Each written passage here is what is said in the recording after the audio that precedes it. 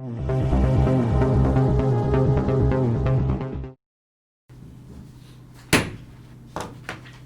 this time, I'll call the November 20th, 2020 meeting to order for 9:30 a.m.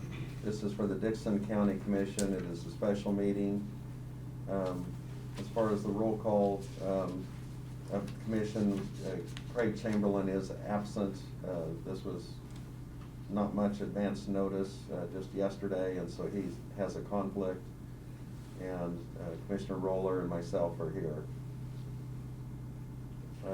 I guess we'll need a motion to approve the agenda that we have printed. I make a motion to approve the agenda. Okay, we have the motion. I'll second it to approve the agenda. Any other discussion or question? All in favor say aye. Aye. Aye. Opposed? Motion carries. The one item we have here is to consider amending certain conditions in the health order. And I think, obviously there was, it covers quite a bit, and the public has maybe seen it for the first time. And I, hear comments both sides, people saying it's a good document, helpful document, one for safety, and some that question how much of this, or any of this, what degree should it be literally accepted. The one comment that I have had in question is on the second page under wearing of mask or other face covering, and that's the only item that I was going to bring up as far as myself today, and if Commissioner Roller or someone from the health department wanted to bring up other issues, we'll have opportunity to do that. But yes, under 2A, it reads, currently employees are working in any space visited by customers or members of the public. And that part I'm okay with. The last part of that, after a comma, it says regardless of whether anyone from the public is present at the time. And so that is the portion that I had a question on. And it's been brought to my attention, when someone opens up their business, there may not be any customers there at that time or for a while. Is it really necessary for them to have a mask?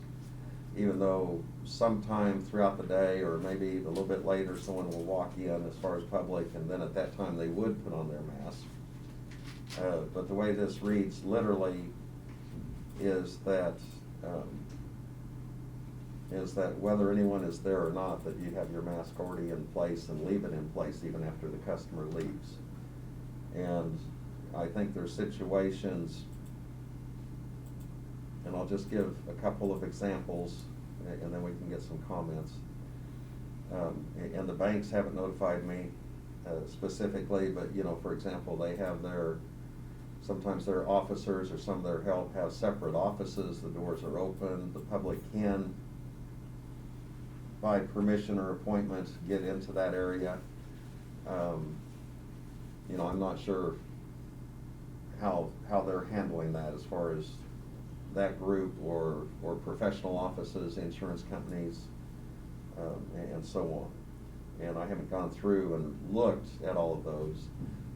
We even have the situation in the courthouse where, there are some people that have separate offices, and it's possible by appointment to access those offices or to have permission or set up an appointment.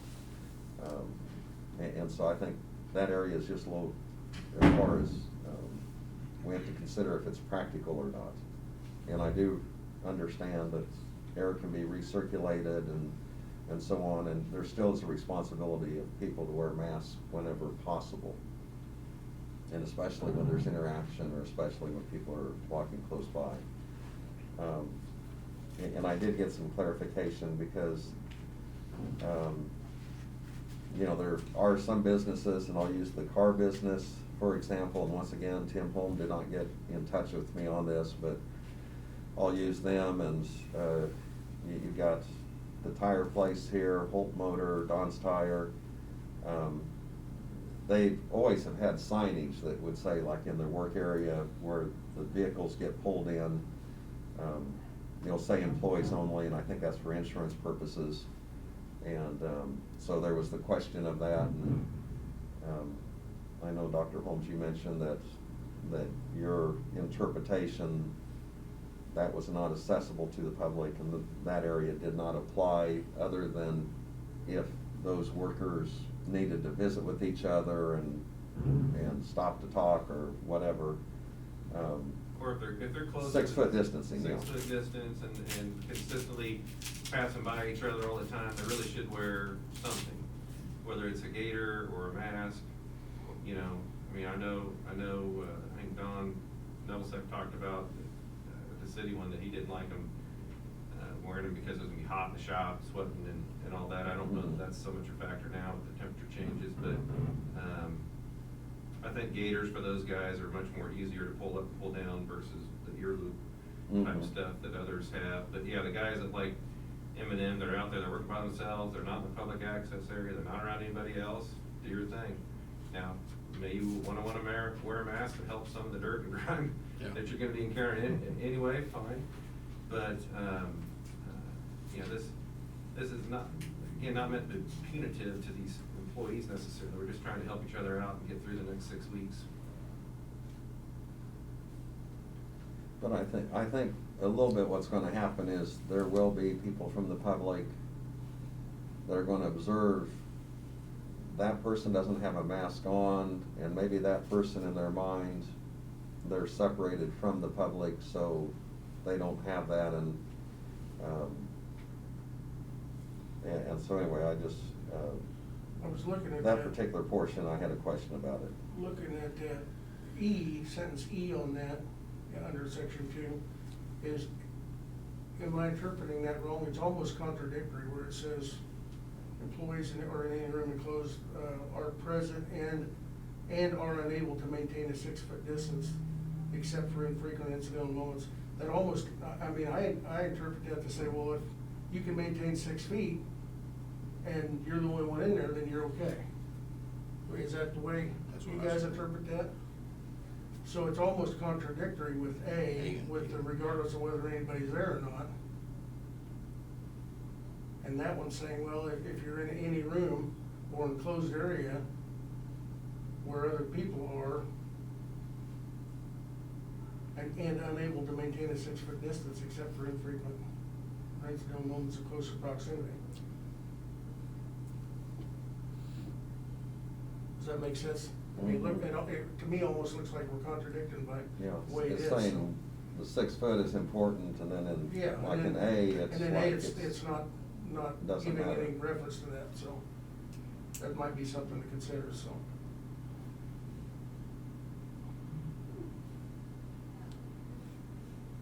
And one of the things, purpose as far as the special meeting is, it's next week we aren't meeting on Thursday, so that was some of the discussion and comment I received is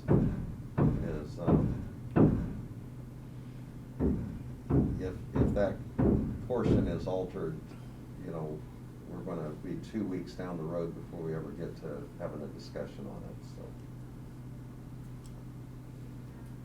What were you saying now, Brad? You're saying that If you look down at sentence E underneath that same section, and you read that in its entirety, the last half of that says, where other people are present and are unable to maintain a 6 foot distance, except for infrequent incidental moments of closer proximity. So I interpret that to say, if you're in any other room that's enclosed with other people, you need to wear a mask.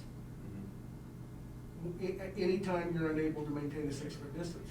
So basically that's saying if you can maintain the 6 foot distance, or I guess 6 foot distance could also be, you know, John's out of the hallway and I'm the only one in here, I'm the only one in the room, but. the problem that we have is that buildings like this and other facilities have really poor air turnover. And that's part of the equation that I think probably hasn't been talked about enough, is for fresh air and air turnover, or what they call MERV, I think is the abbreviation, but,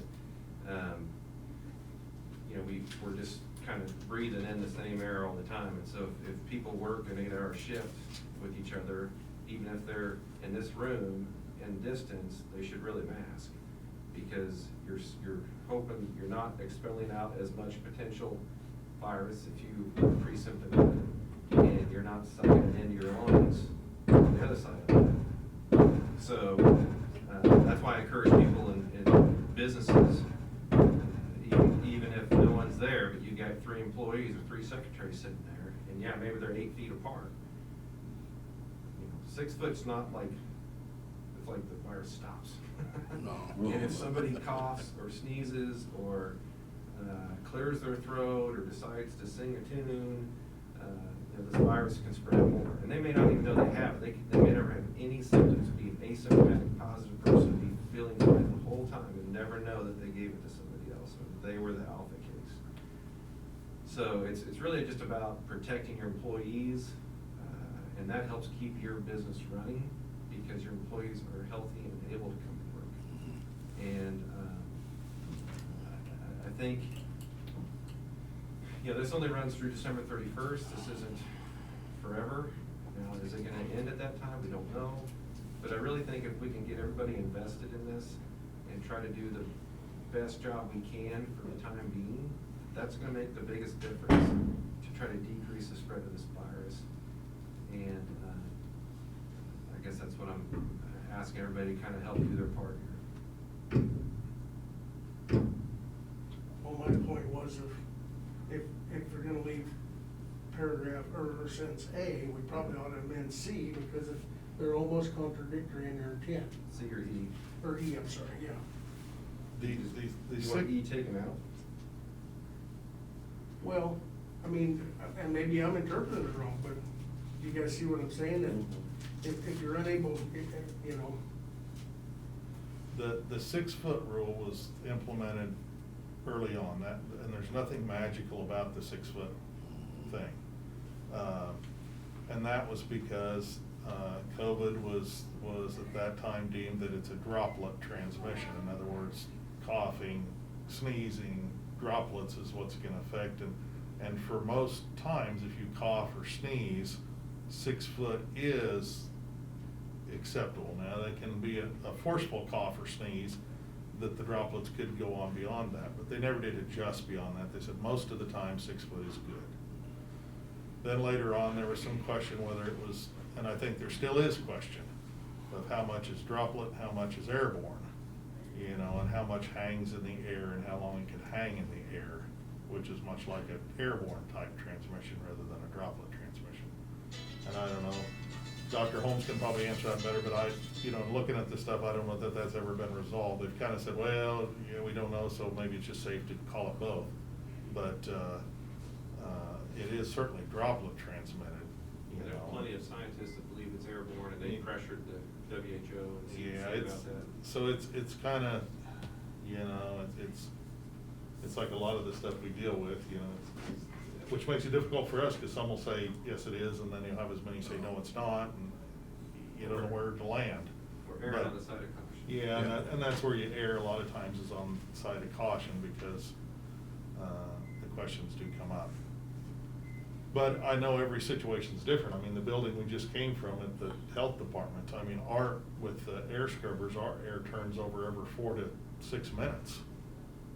You know, and it's irradiated with UV lights every 4 to 6 minutes. So it's probably the safest building in the county as far as the HVAC system goes and scrubbing our air. So, you know, and that's what Dr. Holmes was talking about, you know, that HVAC is different in different places. But, so there is some variance with that you could say, well, you know,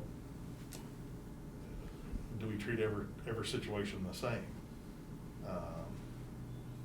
I know it's hard to dictate laws based upon different situations, but, you know, do you develop some leniency that if you're able to do this and if you're able to do that, then it doesn't apply, or? We try to be consistent, but each case is unique. Yeah. And interpreting A, I think A 2A speaks more to a public facility. I think 2E would probably pertain more to business. Because even like, I think E is trying to protect employees. So say the city office is closed to the public, but they still have 4 people working there. And even if they maintain 6-foot distance, I still think they should be masked because they're still in the same place all day, same air. So it's a protection thing more for the employees that are there, because it'd be real easy for you guys to say, we're gonna lock the doors, do everything remote, no one has to mask in here. And that just doesn't make sense for safety. So if that was the case on E, you really ought to put a period after the second parenthesis and remove the last half of that sentence that refers to the 6-foot distance stuff. Yeah. Because again, I think that infers that it's okay if you're over 6 feet Sure. to not wear one.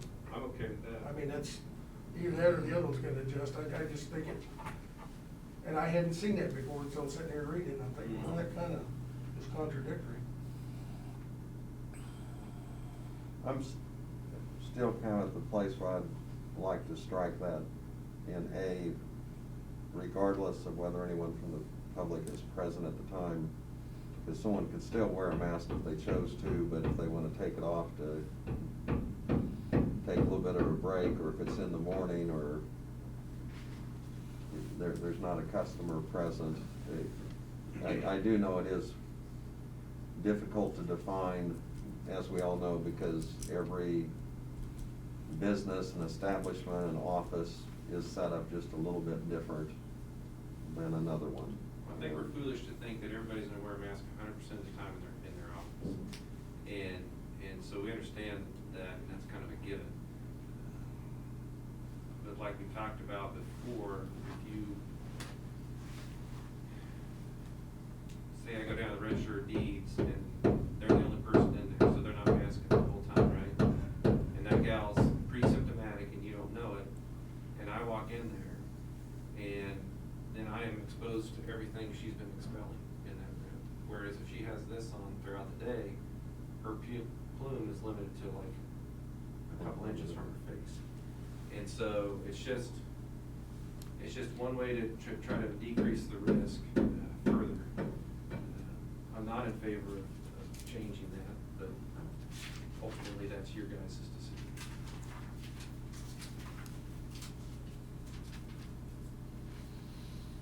I would leave E the way it is, because if you could have a situation where the shop down at Home Automotive had 3 mechanics in there, and it's a huge room. If we take that out, that means they have to all have a mask. They could be at the ends of the space down there. If you're not defining the 6 foot, you're saying if there's 2 up in that whole garage space, they have to have a mask on if the doors are closed. That must be somebody that didn't like masks, probably upstairs. You gotta find some units. Chairman, can I ask a Yes. question? Yes. How do you enforce that? If I'm sitting in my office by myself and I don't have my mask on, and then somebody says, Tim, there's someone to see you, so I put my mask on, how do you enforce it? Because if you're by yourself, Right. there's no way to enforce it. All of this has to reside on the people to have some self-enforcement. It's I not mean, voluntary, I mean, it's it's to a degree. On the honor system. on the honor system. All of this we put out is hoping that people take it upon themselves to be safe and do it, so. Well, you know, if you think about that, you could put in there and encouraged to do so even regardless of whether anybody is present at the time.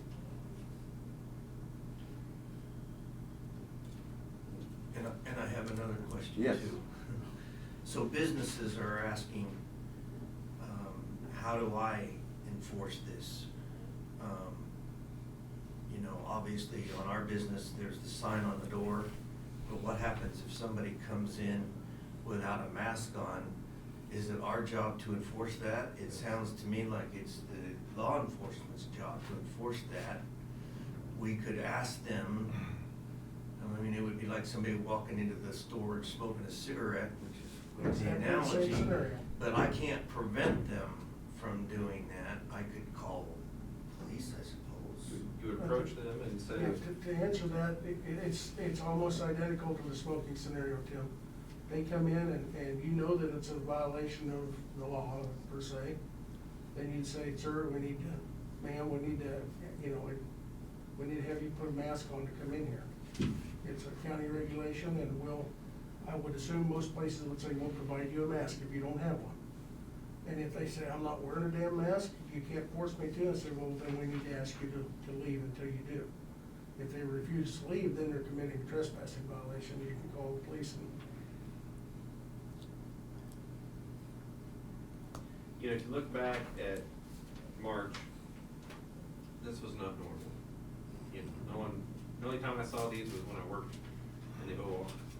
And, now you've got people that you don't see a mask on, they're the exception, And I think it's our perspective and how we look at things and what we accept as normal, in quotes. And I think the more masks we see wearing in public and in facilities, the more that's gonna become considered the expected. And I think we'll see compliance, and I think it's gonna take maybe a week or two of everybody pulling their weight on this and being strict about it. I'm sorry, you can't come in here unless you have a mask on.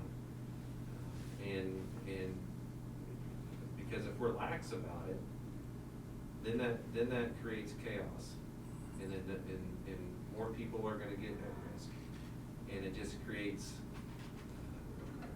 I guess chaos is the best word, and to some degree, people use it like a competitive advantage. And, if Wes isn't requiring me to wear a mask, I'll go in there. Whereas they're being really strict and they won't even let me in the door without a mask.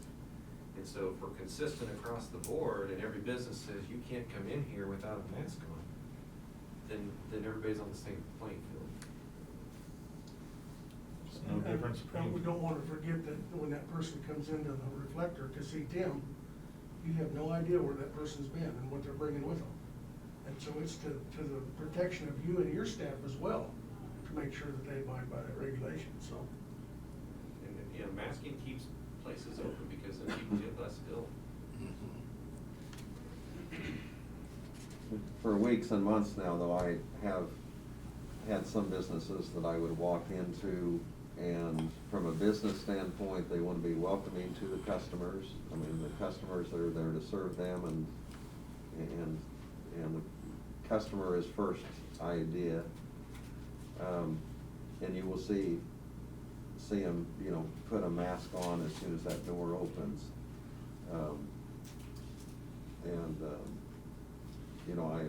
I always thought they were being safe, and I know some people wipe down their counters and do other steps throughout the day.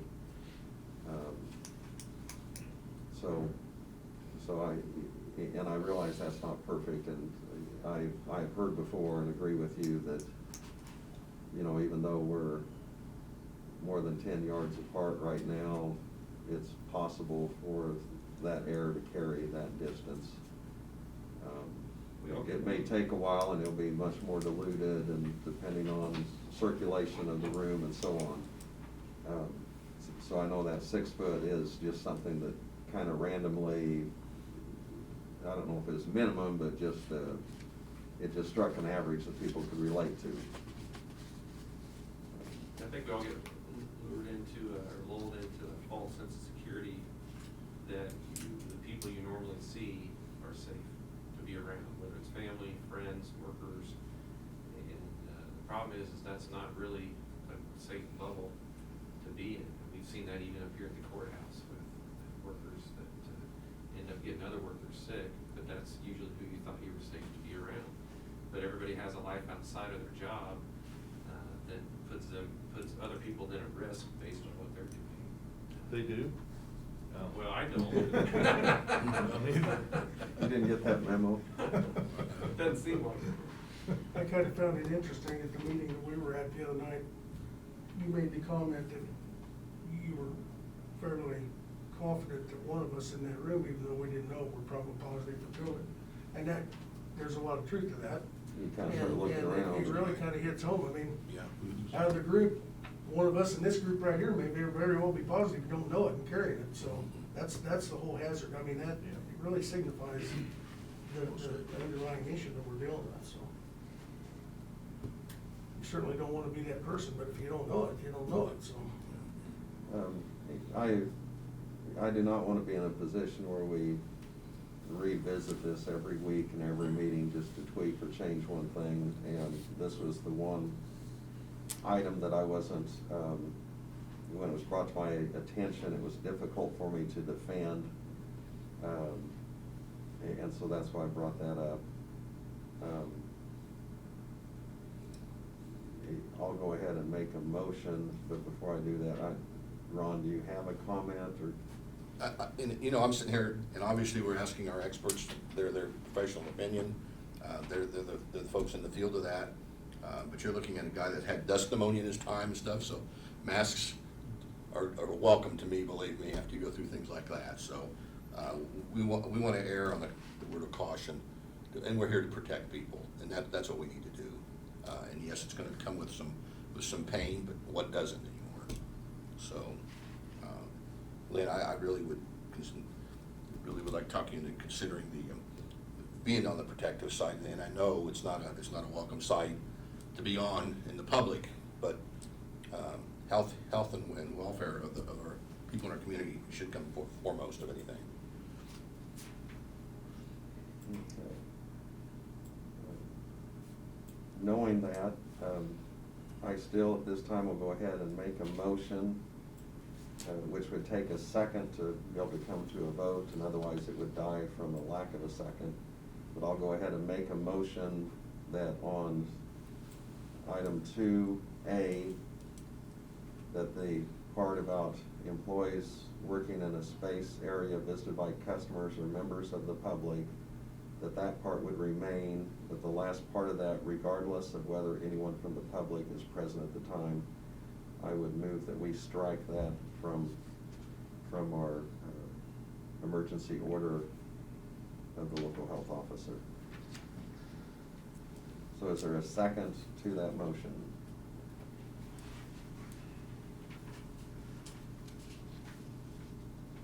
There does not appear to be a second to the motion, so that motion procedurally would die from lack of a second.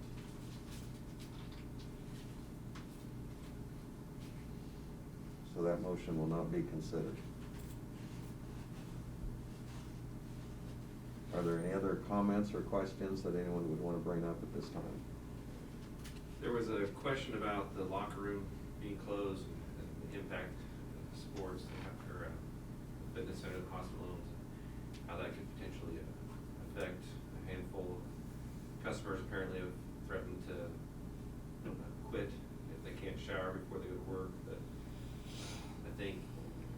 I think that's just, in my opinion anyway, a matter of timing of when you work out and timing of giving yourself enough time to go home if you need to shower, rather than threatening a business because of this type of deal. If you really want to work out, you're going to make it to where you can do that and still accommodate this. So I would not recommend changing the locker room issue. And I did not have any other items that had come to my attention to consider. And so appreciate you all being here, because I know it's a busy schedule for all. And you know, the preeminent idea that we have is to keep things safe and to try to manage this COVID in to keep the numbers as safe as possible, and so we'll continue on that task. If there's nothing else, is there a motion to adjourn? I'll make a motion to adjourn. I'll second it. All in favor say aye. Aye. Aye. Opposed? Motion carries. We're adjourned.